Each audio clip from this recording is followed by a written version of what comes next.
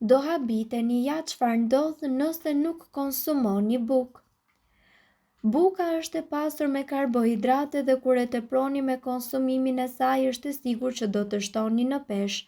Trupi ruan karbohidrate në formën e glikogjenit dhe ndodh që për shkak të këtyre karbohidrateve trupi të mbajë ujë. Çdo gram karbohidratesh në trup bën që trupi të mbledh rreth 3 deri në 4 herë më shumë ujë. Prandaj, nëse shmangni konsumin e bukës, një nga përfitimet që do të merrni është rënja në peshë.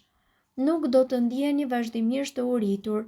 Buka e bardhë është plot me karbohidrate të përpunuara, gjë e cila çon në një rritje të papritur të sheqerit në gjak që më pas bie. Këto ndryshime të papritura bëjnë që trurit i dërgohen sinjale të shpejta dhe të paqarta mbi nevojën për ushqim apo për ndjenjën e urisë.